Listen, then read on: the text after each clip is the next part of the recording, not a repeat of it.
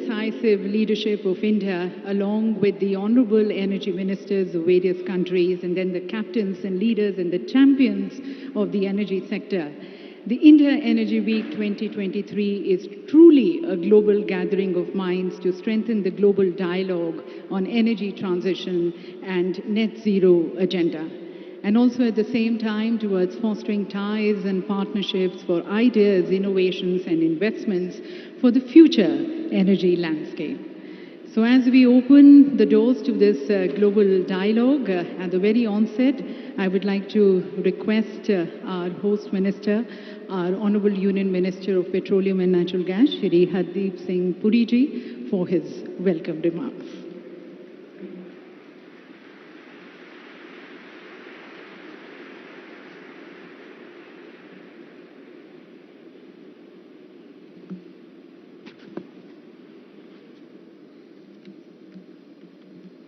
परम आदरणीय प्रधानमंत्री जी,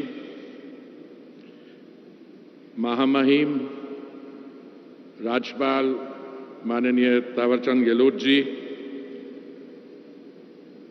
माननीय मुख्यमंत्री जी, मंत्रिमंडल में मेरे सहयोगी रामेश्वर तेली जी, excellencies, captains from the global oil and gas companies, pioneers of the green energy transition, friends in the media, ladies and gentlemen. It is my very proud privilege to welcome all of you to this first edition of India's flagship energy event, India Energy Week 2023 in the beautiful city of Bengaluru. As India's first comprehensive energy event covering the entire value chain in its year of the G20 presidency, IEW 2023 is a key discussion platform in the G20 calendar. The India Energy Week was born out of the Honorable Prime Minister's long-standing vision for India's role in the global energy transition while ensuring India's energy security, affordability, and accessibility for her citizens. It captures India's dreams and aspirations of an Amrit Kal, whilst also underlining her role in the 21st century global economy as a Vishwaguru following the ideals of Vasudhaiva Kudumbakam. IEW 2023 comes at a watershed in the global energy landscape, and it will devise solutions to solve the global energy quadrilemma of energy access, affordability, and availability, with security at its pivot, and devise solutions for the future global energy transition. Friends and colleagues, last year marked a tumultuous period in energy prices globally. This created global challenges to development and sparked uncontrolled inflationary and recessionary fears. The World Bank has estimated that this year global growth will decelerate to 1.7%, the third weakest in nearly 3 decades. More than 60 million people visit the petrol pump in India on a daily basis.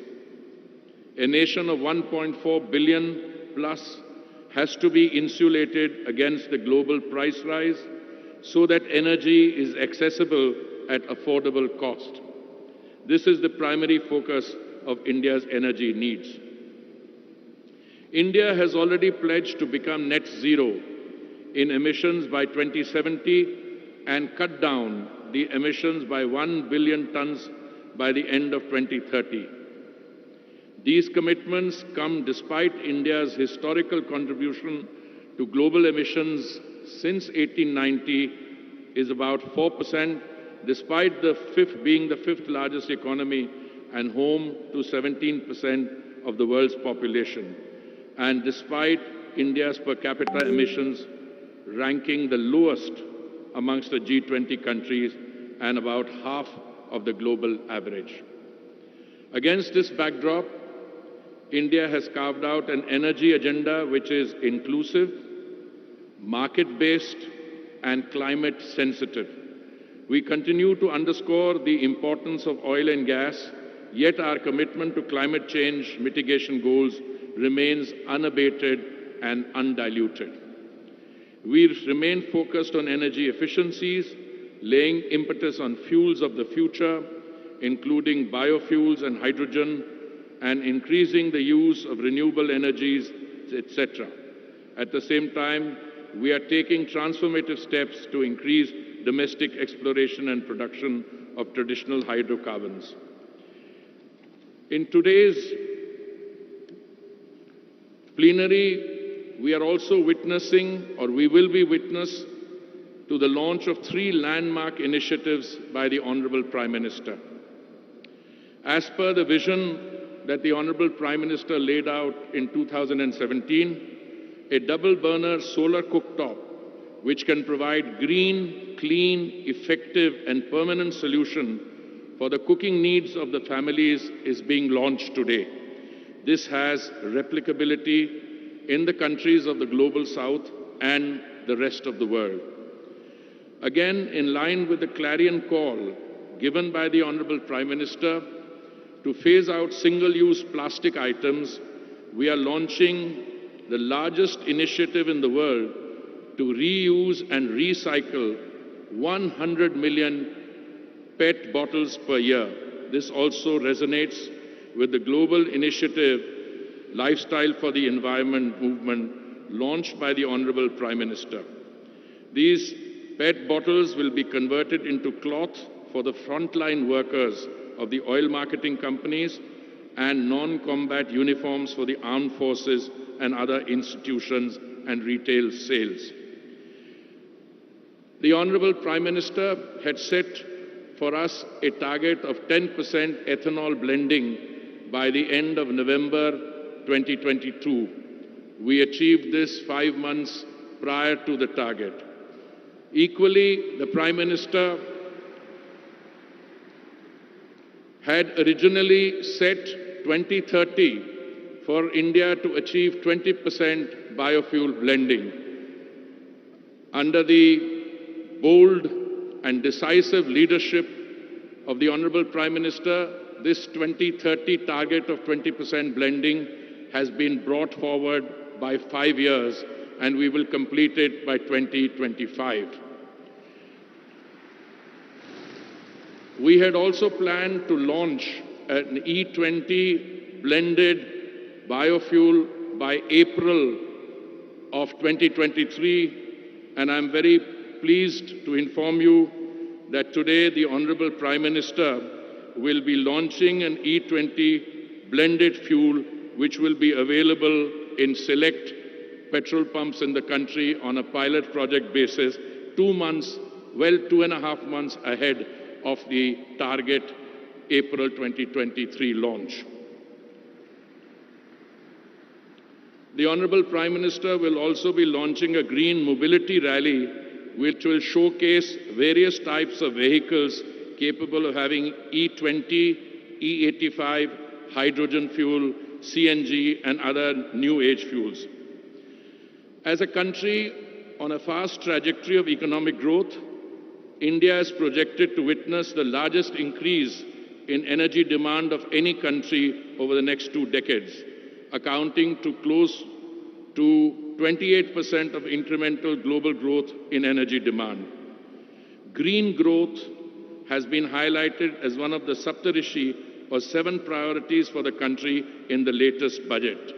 Not only have generous provisions been made for this, but also for other related activities to cover the manufacture of catalyzers and other requirements in the production of green hydrogen. Excellencies, India Energy Week 2023, therefore, comes at an apt time and provide a unique platform to strengthen dialogue and cross-regional knowledge sharing on the future of the energy landscape at a time when the volatility, uncertainty, and energy security in the energy business is dominating our discussion. This year's theme, Growth, Collaboration, Transition, is apt as it underscores the need for us to collaborate and grow together. We seek to imbibe the true spirit of innovation. Achieving the net zero goal requires global coordination and access to skills, technology, and global financing. Excellencies, ladies and gentlemen, I am confident that India Week will provide an unrivaled global networking platform for all of you, where key priorities will be set and new partnerships will be forged. I wish you the best in your discussion and engagements and look forward to fruitful outcomes. Thank you. Jai Hind.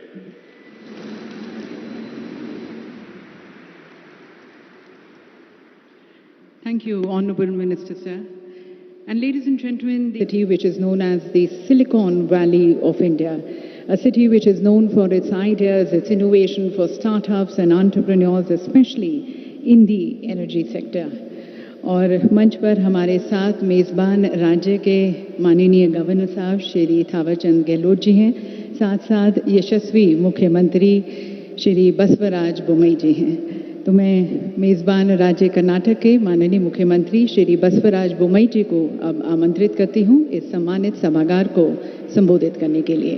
Inviting the honourable chief minister Shri Basavaraj Bommai ji.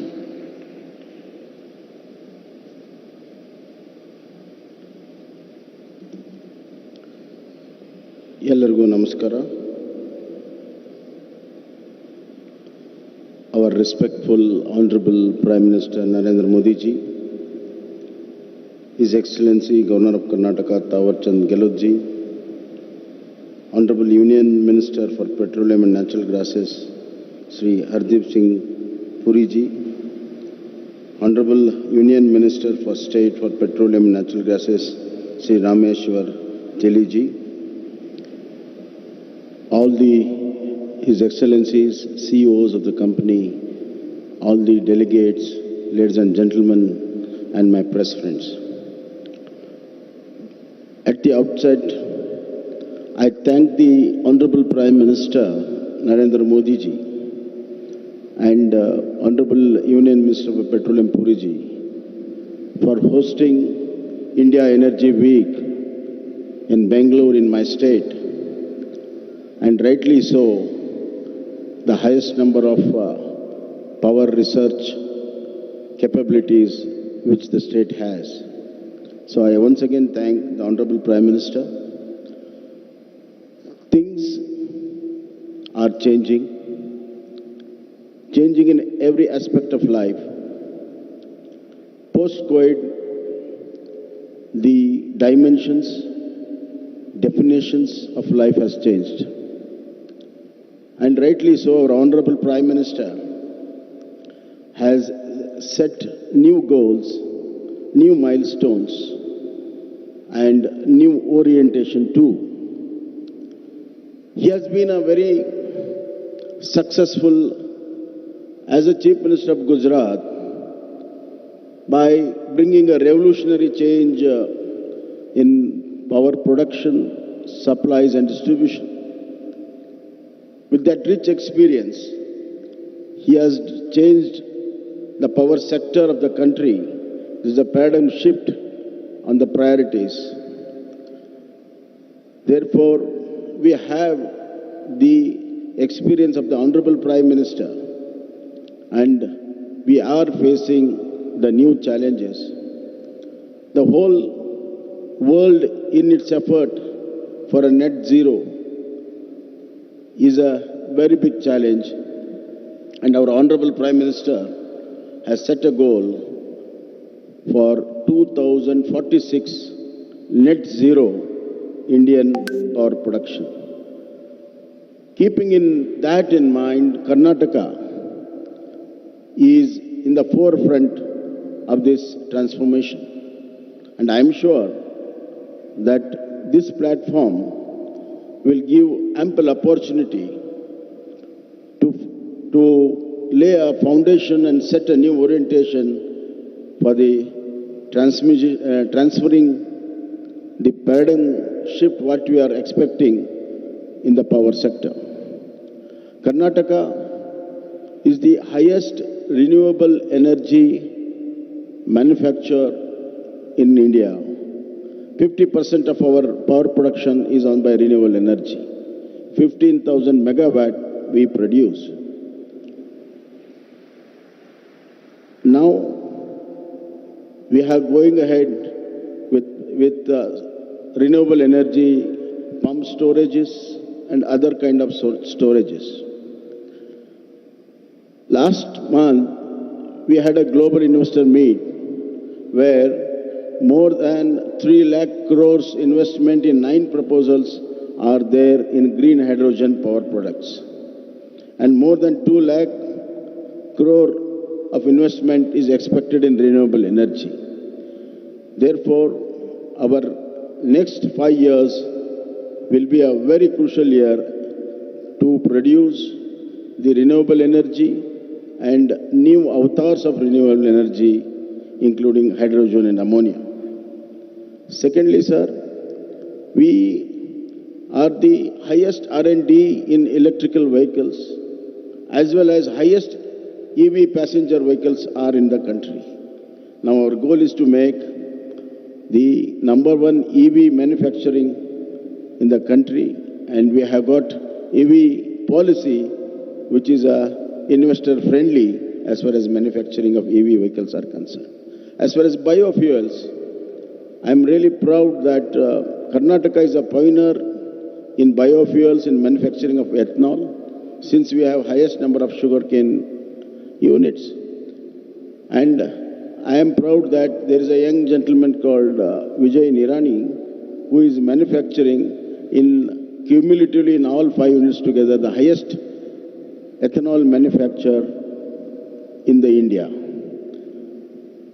Therefore, our goal to have 20% blend of ethanol by 2025 will be achieved, and Karnataka will be one of the greatest contributor. With all this new changes, new transformation, we like to say that the world changes and our goal is very, very important. Amrit Kal of our Honorable Prime Minister is change for the best in all the fields, including energy. Energy is a very important component for both economical growth and social development. Hence, I conclude that our Honorable Prime Minister intent and with great intensity, he has put forward the energy changes. The ultimate slogan would be maximum power with minimum emission. Thank you.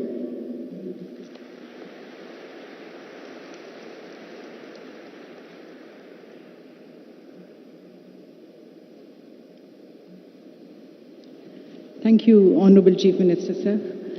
And ladies and gentlemen, in the very spirit of growth, collaboration and transition, which is a theme of the India Energy Week 2023, India, under the dynamic leadership of Honorable Prime Minister, is taking all the right moves towards moving to a more cleaner and greener energy. And as was mentioned by our Honorable Minister, today we are going to be witnessing the launch of 3 landmark green initiatives at the hands of the Honorable Prime Minister. We bring you greater insights into these green initiatives which are going to be launched today, and also the progressive vision of our Honorable Prime Minister through a short film. If you can play the film, please.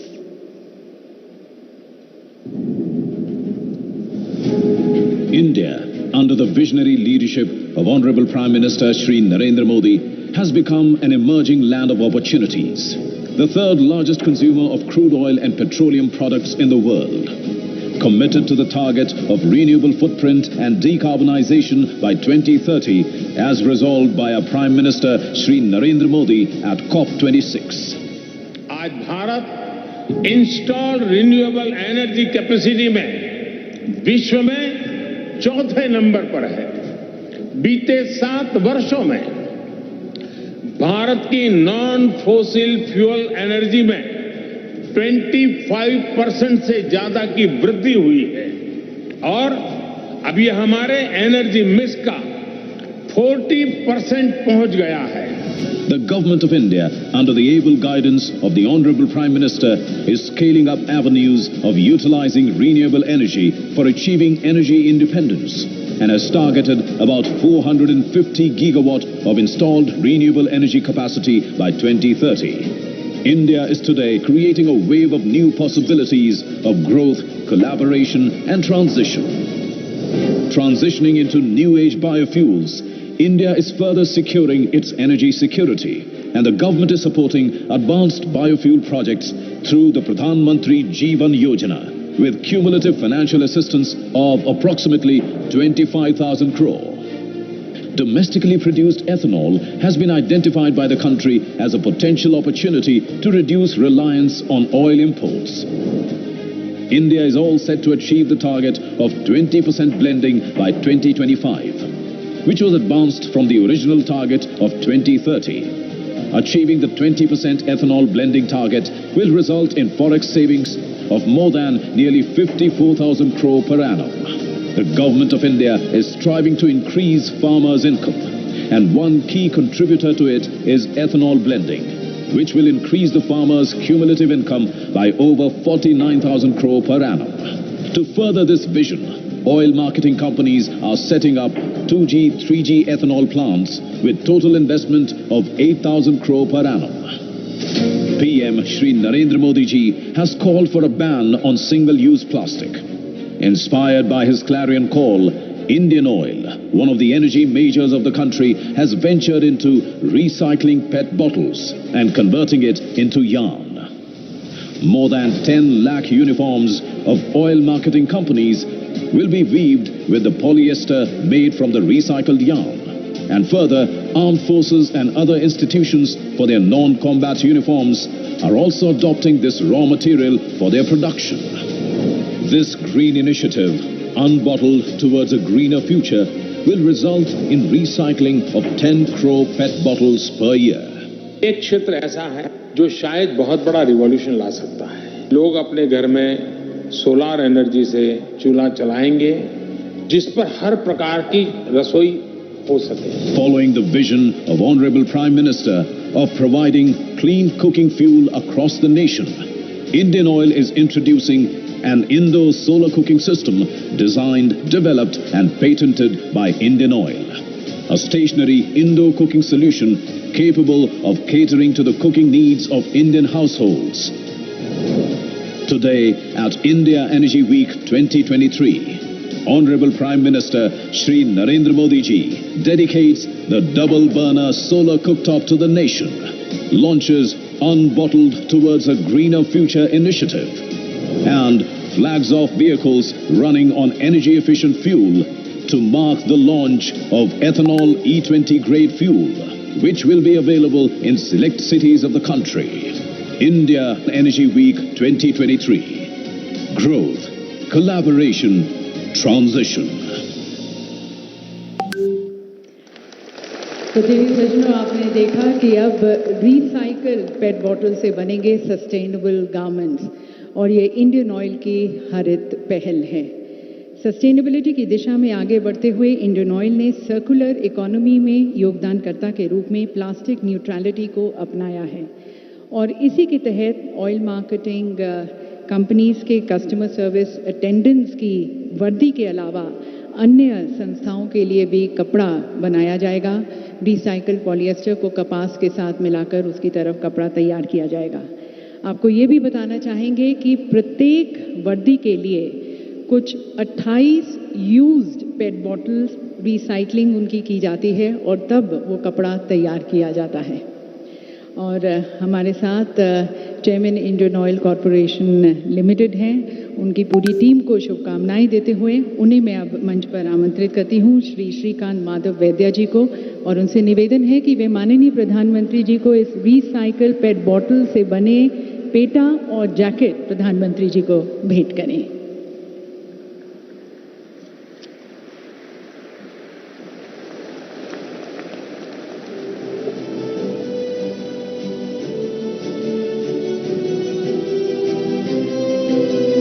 सज्जनों, recycled polyester का उपयोग भारत में अपने fossil feedstock के आयात को कम करने के अलावा वस्त्रों की बढ़ती हुई मांग की भी पूर्ति करेगा। पेट बोतलों के रिसाइकलिंग का महत्व पर्यावरण संरक्षण में भी है, क्योंकि इसके उत्पादन के लिए फॉसिल फीडस्टॉक से निर्मित पॉलिएस्टर की तुलना में लगभग 59% कम ऊर्जा की आवश्यकता होती है और इसमें लगभग 79% कम कार्बन फुटप्रिंट है। और अब हमारा अगला इनिशिएटिव थर्मल बैटरी से चलने वाला यूजर फ्रेंडली और एनवायरनमेंट फ्रेंडली सोलर कुकटॉप। जी हाँ देवी सज्जनों, ये बहुत ही विशेष सोलर कुकर है और सूर्य के चमकने पर ये सोलर मोड में काम करता है और जब धूप कम है या धूप नहीं है तब ये हाइब्रिड मोड में इलेक्ट्रिक ग्रिड के माध्यम से काम करता है। और जैसा कि आपने वीडियो में भी देखा और सुना कि इसकी एक और यूनिकनेस है कि आप इस पर दिन में या रात में किसी भी मौसम में और किसी भी प्रकार का खाना बना सकते हैं। तो मैं एक बार पुनः माननीय प्रधानमंत्री जी से निवेदन करती हूँ कि कृपया आप रिमोट का बटन दबाकर इंडियन ऑयल द्वारा विकसित twin cooktop indoor solar cooker का लोकार्पण करें।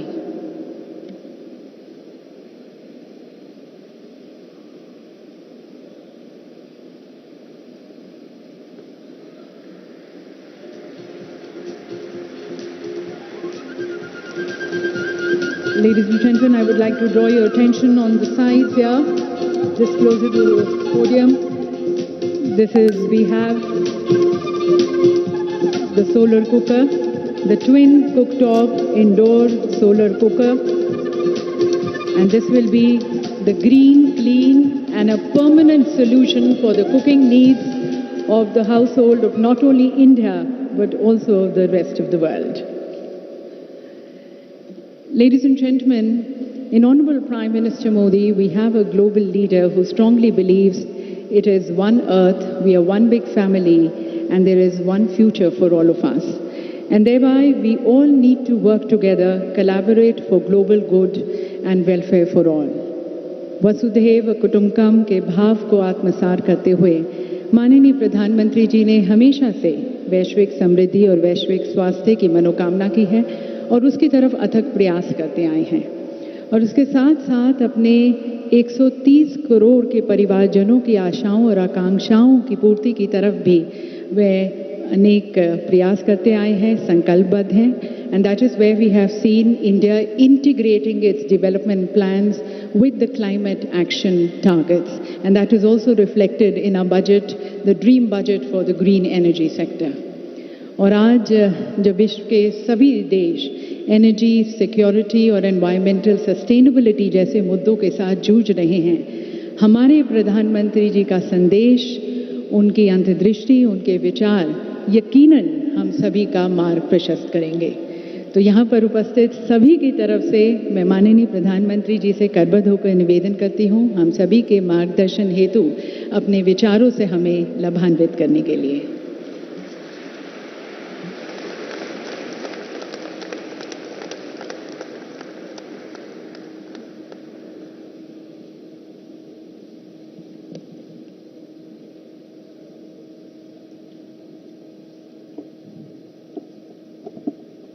कर्नाटका के मुख्यमंत्री श्री बसवराज बोम्मई जी, केंद्रीय मंत्रिमंडल के मेरे सहयोगी श्री हरदीप पुरी जी, रामेश्वर तेली जी, अन्य मंत्रीगण, योर एक्सेलेंसीज, देवी और सज्जनों, इस समय तुर्की में आए विनाशकारी भूकंप पर हम सभी की दृष्टि लगी हुई है। बहुत से लोगों की दुखद मृत्यु और बहुत नुकसान की खबरें हैं। तुर्की के आसपास के देशों में भी नुकसान की आशंका है। भारत के 140 करोड़ लोगों की संवेदनाएं सभी भूकंप पीड़ितों के साथ है। भारत भूकंप पीड़ितों की हर संभव मदद के लिए तत्पर है। साथियों, बेंगलुरु टेक्नोलॉजी, टैलेंट और इनोवेशन की एनर्जी से भरपूर शहर है। मेरी तरह आप भी यहां की युवा ऊर्जा को अनुभव कर रहे होंगे। ये भारत की G20 प्रेसिडेंसी कैलेंडर का पहला बड़ा एनर्जी इवेंट है। मैं देश विदेश से आए सभी लोगों का इंडिया एनर्जी वीक में स्वागत करता हूं, अभिनंदन करता हूं। साथियों, 21वीं सदी के विश्व का भविष्य तय करने में एनर्जी सेक्टर की बहुत बड़ी भूमिका है। एनर्जी के नए रिसोर्सेज को डेवलप करने में, एनर्जी ट्रांजिशन में आज भारत विश्व के सबसे मजबूत आवाजों में से एक है। विकसित बनने का संकल्प लेकर चल रहे भारत में एनर्जी सेक्टर के लिए अभूतपूर्व संभावनाएं बन रही है। आप जानते हैं कि हाल ही में आईएमएफ ने 2023 के लिए ग्रोथ प्रोजेक्शन रिलीज की है। इसमें कहा गया है कि Bharat fastest growing major economy रहने वाला है।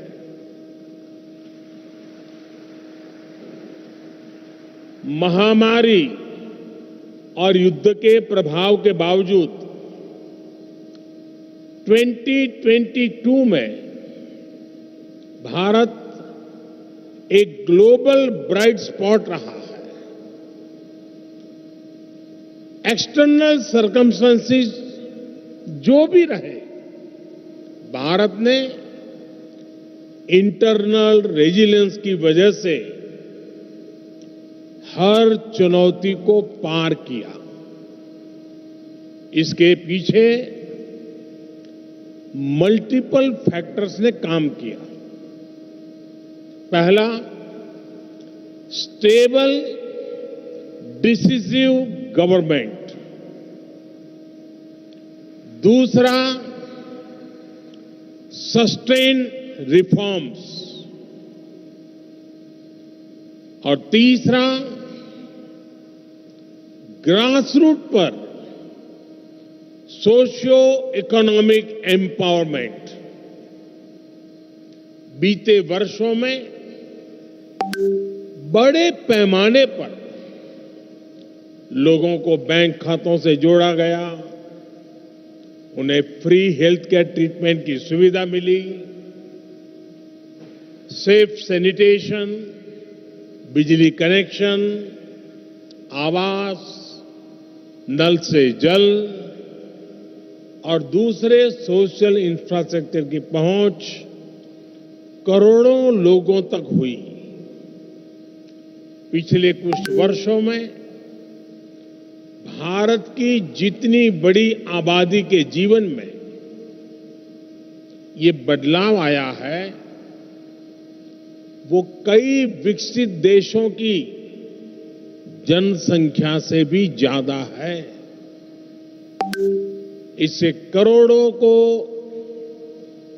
गरीबों को गरीबी से बाहर निकालने में मदद मिली है। आज करोड़ों लोग गरीबी से निकलकर मिडिल क्लास के स्तर तक पहुंच रहे हैं। आज भारत में करोड़ों लोगों की क्वालिटी ऑफ लाइफ में बदलाव आया है। आज गांव-गांव तक इंटरनेट पहुंचाने के लिए 6 लाख किलोमीटर 600,000 किलोमीटर से ज्यादा ऑप्टिकल फाइबर बिछाए जा रहे हैं। पिछले 9 वर्षों में देश में ब्रॉडबैंड यूजर्स की संख्या 13 गुना बढ़ चुकी है। पिछले 9 वर्षों में इंटरनेट कनेक्शंस 3 गुना से ज्यादा हो चुके हैं। आज रूरल इंटरनेट यूजर्स की संख्या अर्बन यूजर्स की तुलना में ज्यादा तेजी से बढ़ रही है। इसके अलावा भारत दूसरा सबसे बड़ा मोबाइल फोन बनाने वाला देश बन चुका है। इससे भारत में दुनिया का सबसे बड़ा एस्पिरेशनल क्लास तैयार हुआ है। भारत के लोग चाहते हैं कि उन्हें बेटर प्रोडक्ट्स, बेटर सर्विसेज और बेटर इंफ्रास्ट्रक्चर मिले। भारत के लोगों की आकांक्षाओं को पूरा करने के लिए एनर्जी बहुत बड़ा फैक्टर है। इंडस्ट्रीज से लेकर के ऑफिसेज तक, फैक्ट्रीज से लेकर के घरों तक भारत में एनर्जी की जरूरत, एनर्जी की मांग बढ़ती ही जा रही है। भारत में जिस तेजी से विकास हो रहा है, उसे देखते हुए ये माना जा रहा है कि आने वाले वर्षों में भारत में अनेक नए शहर बनने वाले हैं। इंटरनेशनल एनर्जी एसोसिएशन ने भी कहा है कि भारत इस दशक में भारत की एनर्जी डिमांड दुनिया में सबसे ज्यादा होगी और यहीं पर आप सभी इन्वेस्टर्स के लिए, एनर्जी सेक्टर के स्टेक होल्डर्स के लिए भारत नई अपॉर्चुनिटीज लेकर के आया है। आज ग्लोबल ऑयल डिमांड में भारत की हिस्सेदारी 5% के आसपास है, लेकिन इसके 11% तक पहुंचने की उम्मीद है। भारत की गैस डिमांड तो 500% तक बढ़ने का अनुमान है। हमारा विस्तार ले रहा एनर्जी सेक्टर भारत में इन्वेस्टमेंट और कोलैबोरेशन के नए अवसर बना रहा है। फ्रेंड्स, एनर्जी सेक्टर को लेकर भारत की स्ट्रेटेजी के 4 मेजर वर्टिकल्स हैं। पहला, डोमेस्टिक एक्सप्लोरेशन और प्रोडक्शन को बढ़ाना। दूसरा, सप्लाईज को डाइवर्सिफिकेशन। तीसरा, बायोफ्यूल्स, इथेनॉल, कंप्रेस्ड बायोगैस और सोलार जैसे ऑल्टरनेटिव एनर्जी सोर्सेज का विस्तार। और चौथा, इलेक्ट्रिक व्हीकल और हाइड्रोजन के जरिए डीकार्बनाइजेशन। इन चारों ही दिशाओं में भारत तेजी से काम कर रहा है। मैं आपके बीच इसके कुछ एस्पेक्ट्स पर और विस्तार से बात करना चाहूंगा। साथियों, आप जानते हैं कि भारत दुनिया में चौथी सबसे बड़ी रिफाइनिंग कैपेसिटी वाला देश है। भारत की वर्तमान क्षमता करीब 250 MMTPA की है, जिसे बढ़ाकर 450 MMTPA करने के लिए तेजी से काम हो रहा है। हम अपनी रिफाइनिंग इंडस्ट्री को लगातार इंडिजीनियस, मॉडर्नाइज और अपग्रेड कर रहे हैं। हम अपनी पेट्रोकेमिकल प्रोडक्शन कैपेसिटी को बढ़ाने की दिशा में भी बहुत तेजी से काम कर रहे हैं। भारत के रिच टेक्नोलॉजी पोटेंशियल और ग्रोइंग स्टार्टअप इकोसिस्टम का उपयोग करके आप सभी अपने एनर्जी लैंडस्केप का विस्तार कर सकते हैं। साथियों, हम 2030 तक अपने एनर्जी मिक्स में नेचुरल गैस कंजम्पशन को बढ़ाने के लिए भी मिशन मोड पर काम कर रहे हैं। इसे 6% से बढ़ाकर 15% करने का लक्ष्य तय किया गया है। हमारा वन नेशन वन ग्रिड ये विजन इसके लिए सभी जरूरी इंफ्रास्ट्रक्चर उपलब्ध कराएगा। हमारा प्रयास है कि एलएनजी टर्मिनल रीगैसिफिकेशन क्षमता को बढ़ाया जाए। 2014 में हमारी क्षमता 21 MMTPA की थी, जो 2022 में करीब दोगुनी हो गई है। इसे और बढ़ाने के लिए काम जारी है। भारत में 2014 के मुकाबले सीजीडी की संख्या भी 9% हो चुकी है और 9 गुना बढ़ चुकी है। 9 गुना, 9 टाइम।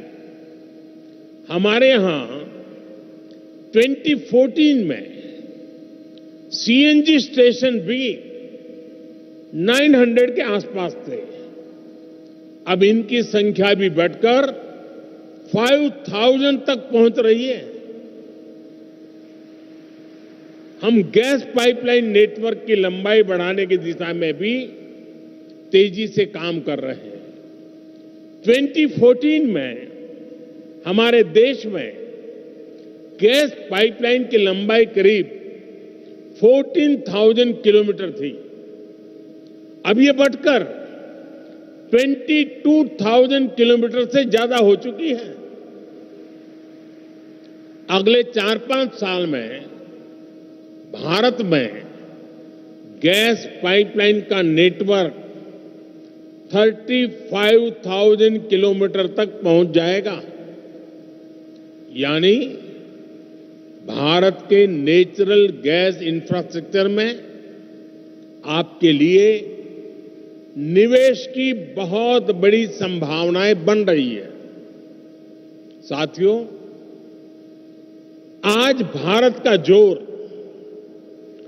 डोमेस्टिक एक्सप्लोरेशन और प्रोडक्शन को बढ़ावा देने पर है। ईएनपी सेक्टर ने उन इलाकों में भी अपना इंटरेस्ट दिखाया है जो इनएक्सेसिबल समझे जाते थे। आपकी इन भावनाओं को समझते हुए हमने नो गो एरियाज में कमी की है। इससे 10 lakh square kilometre area no go की पाबंदियों से मुक्त हुआ है। अगर हम आंकड़े पर नजर डालें तो नो गो एरियाज में भी ये कमी 98% से भी ज्यादा है।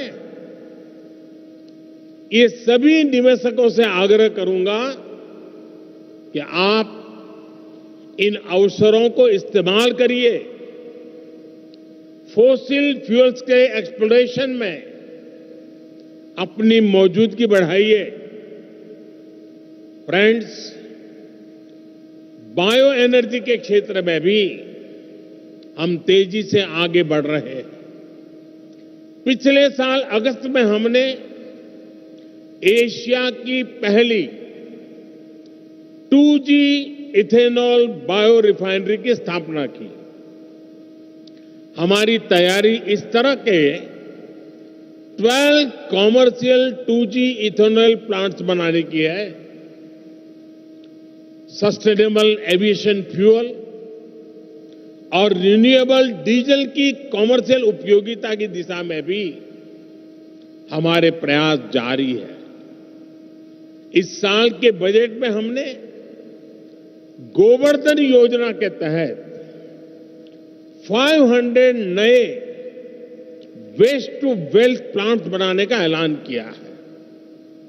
इसमें 200 कॉम्प्रेस्ड बायोगैस प्लांट्स और 300 कम्युनिटी या क्लस्टर बेस्ड प्लांट्स शामिल है।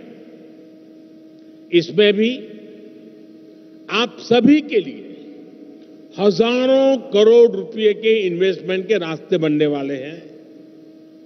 साथियों, एक और सेक्टर जिसमें भारत विश्व में लीड ले रहा है वो है ग्रीन हाइड्रोजन का।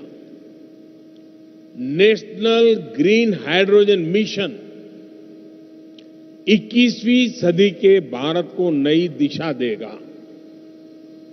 इस दशक के अंत तक हम 5 MMTPA ग्रीन हाइड्रोजन के प्रोडक्शन का लक्ष्य लेकर चल रहे हैं। इसमें भी 8 लाख करोड़ रुपए से अधिक के इन्वेस्टमेंट की संभावनाएं हैं। भारत अगले 5 वर्षों में ग्रे हाइड्रोजन को रिप्लेस करते हुए ग्रीन हाइड्रोजन का हिस्सा 25% तक बढ़ाएगा। ये भी आपके लिए बहुत बड़ा अवसर होगा। फ्रेंड्स, एक और महत्वपूर्ण विषय ईवीएस की बैटरी कॉस्ट का भी है।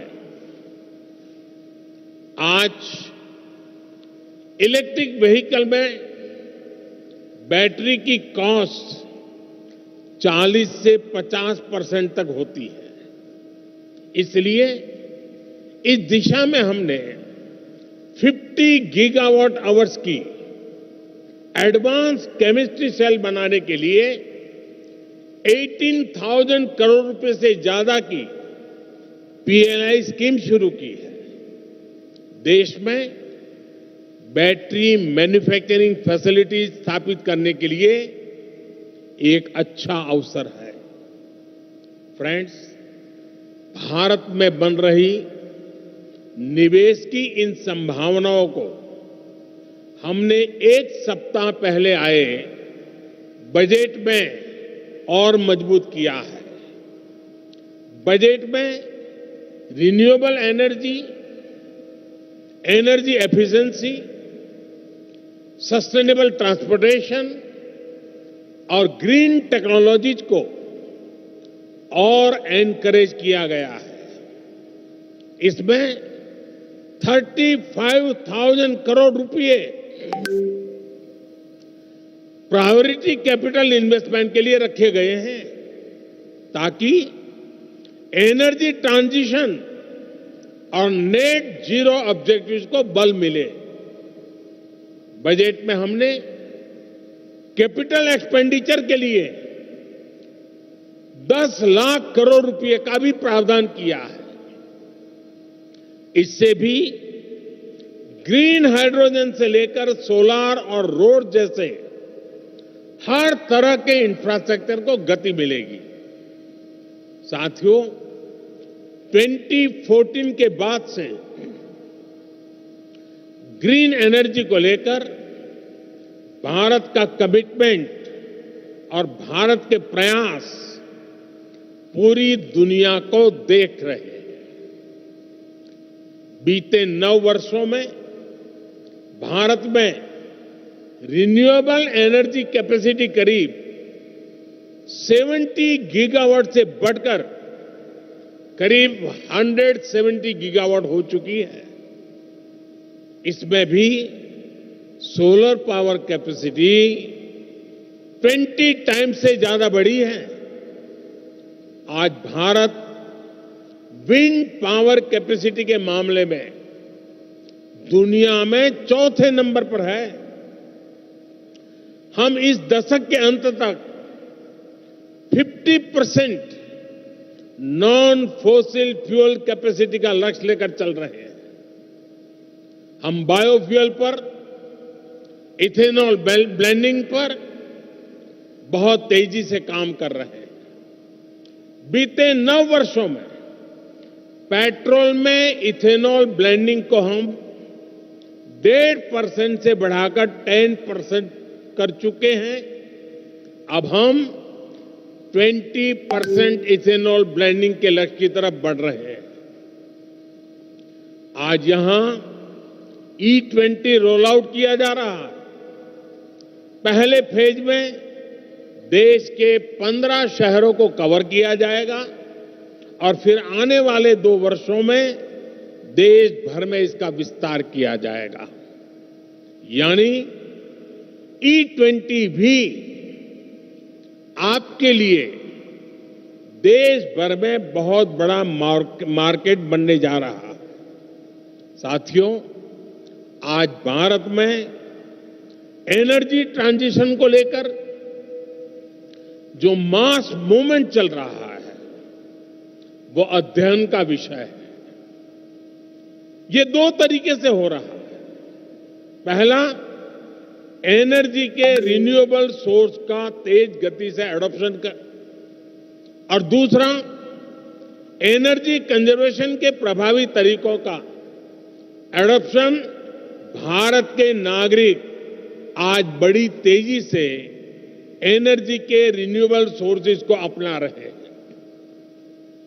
सोलर पावर से चलने वाले घर, सोलर पावर से चलने वाले गांव, सोलर पावर से चलने वाले एयरपोर्ट, सोलर पंप से हो रही खेती, ऐसे अनेक उदाहरण हैं। बीते 9 वर्षों में भारत ने अपने 19 करोड़ से ज्यादा परिवारों को क्लीन कुकिंग फ्यूल से जोड़ा है। आज जो सोलर कुपटॉप लॉन्च किया गया है वो भारत में ग्रीन और क्लीन कुकिंग को नया आयाम देने जा रहा है। उम्मीद है कि अगले 2-3 साल में ही 3 करोड़ से अधिक घरों में सोलर कुपटॉप की पहुंच बन जाएगी। इससे एक तरह से भारत किचन में क्रांति लाने का काम करेगा। भारत में 25 करोड़ से अधिक परिवार हैं।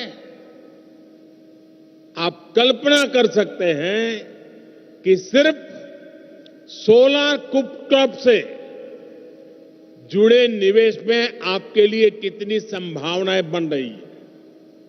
साथियों, भारत के नागरिक एनर्जी कंजर्वेशन के प्रभावी तरीकों की तरफ तेजी से शिफ्ट हो रहे हैं। अब ज्यादातर घरों में स्ट्रीट लाइट्स में एलईडी बल्ब का इस्तेमाल होता है। भारत के घरों में स्मार्ट मीटर लगाए जा रहे हैं। लार्ज स्केल पर सीएनजी और एलएनजी को अपनाया जा रहा है। इलेक्ट्रिक व्हीकल्स की बढ़ती लोकप्रियता इस दिशा में बड़े बदलाव के संकेत दे रहे हैं। साथियों, ग्रीन ग्रोथ की तरफ, एनर्जी ट्रांजिशन की तरफ भारत के बड़े प्रयास हमारी वैल्यूज को भी रिफ्लेक्ट करते हैं।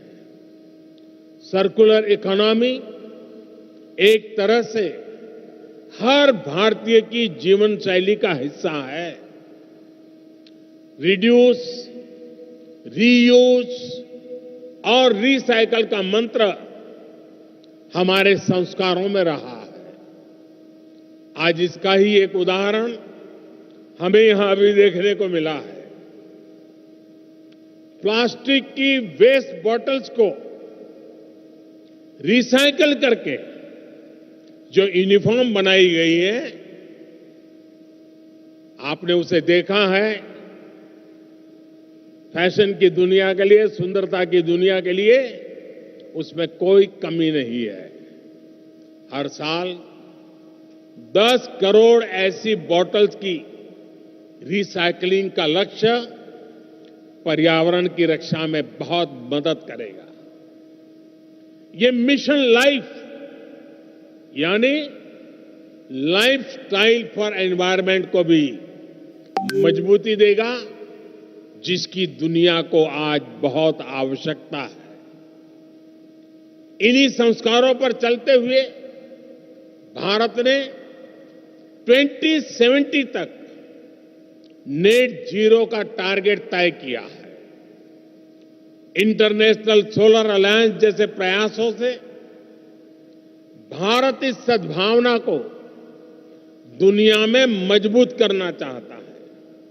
साथियों, मैं आपका फिर आह्वान करूंगा कि भारत के एनर्जी सेक्टर से जुड़ी हर संभावनाओं को जरूर एक्सप्लोर करें, उससे जुड़े।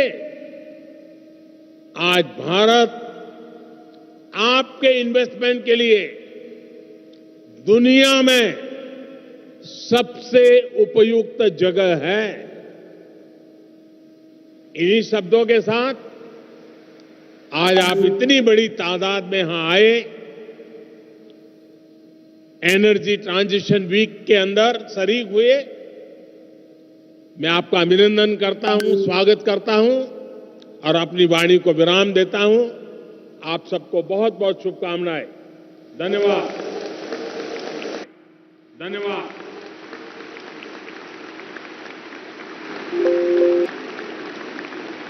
Thank you very much, Honorable Prime Minister, sir, for sharing the green growth plans which India has, and that is where the opportunity lies for the energy innovators and the investors.